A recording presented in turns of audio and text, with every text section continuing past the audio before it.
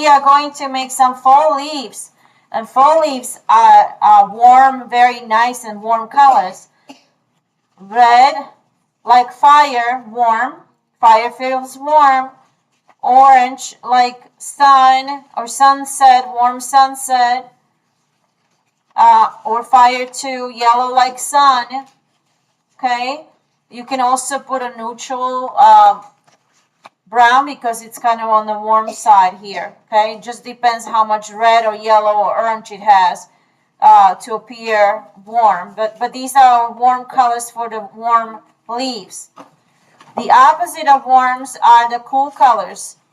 They're cool like ocean or water, cool like shadows, cool forest. Okay, so we have that.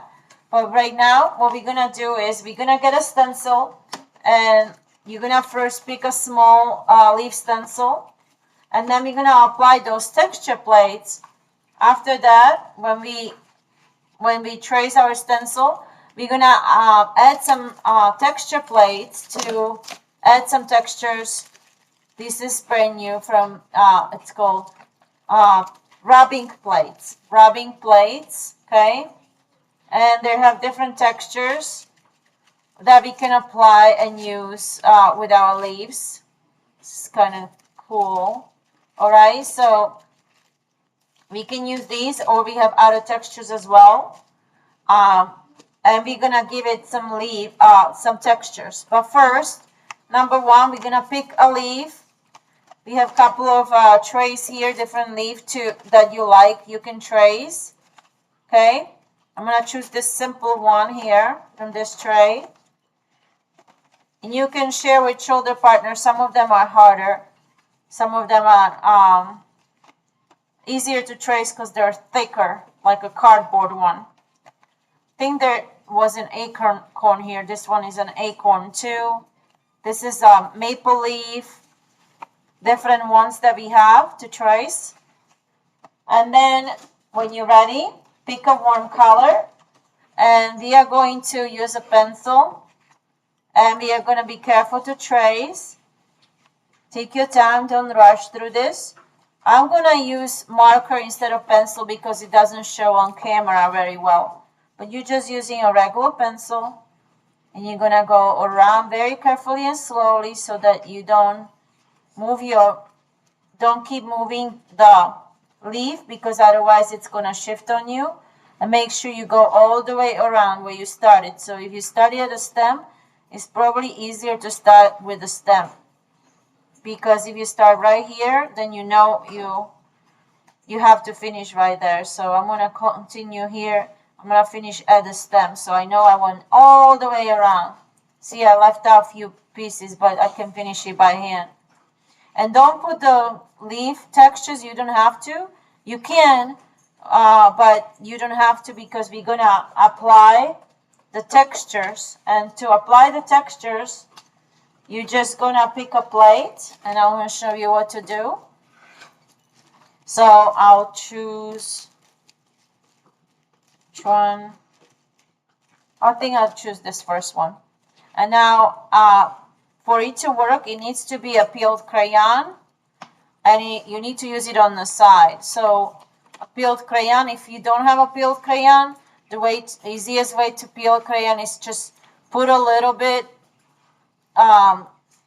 pressure underneath that paper with your pencil, just like this, and peel it instead of doing it with your nails, so that wax and crayon doesn't get under your nails. That way, sometimes it hurts students when they do that, so don't do that. And you're gonna probably see, it's probably not gonna show you really well, the textures. Some of them will show. When I'm rubbing like this, I'm using the side, and I'm rubbing. And as you can see, some of it shows, but very gentle. So if you wanna use another color, contrasting color, or maybe red, or pink, or darker color crayon, it will show better. So let me show you with another crayon.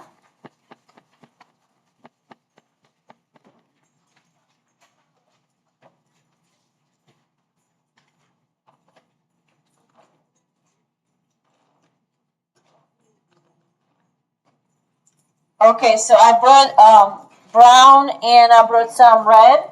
Again, I'll show you how to peel it again. So go underneath the paper and only peel the broken ones. This one I'm not going to break off because it's not broken, but it's best that we use the broken ones for this, okay? So use the broken crayons because we don't want to break the or peel the new crayons. Just reuse the broken ones because they're perfect for this activity. And then you're gonna get your textures like this, go around, put the darker color around the edges. That will make shading too. But the trick of this texture plate is that you're running the crayon right on top of it like this. See, I made half of the leaf brown and half of it like orange and red because it's browning. Because it's fall, so the leaves are turning these colors. Okay, and you can choose your warm colors. Okay, we're not using the cool colors. We're not using the cool colors, these ones. We're only going to be using the warm colors. Okay, just like for fall. And then we're going to go ahead and if we have time, we're going to cut the leaf around if you like or not. That's optional. And then next class, we're going to put some watercolors over that. Maybe glue it on another paper. If you cut it around, you can glue it on a bigger paper like that and finish your composition. I can show you really quickly how would that look like.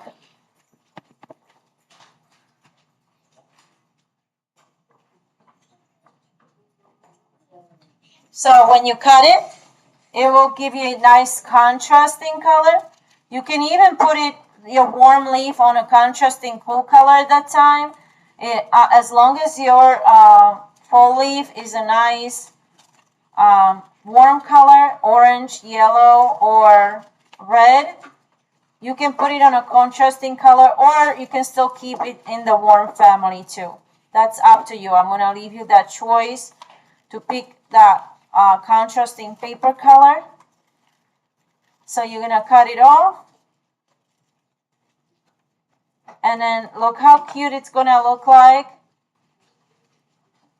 Maybe I'll put it on a contrasting color. Wow. Yeah, that pops it right out.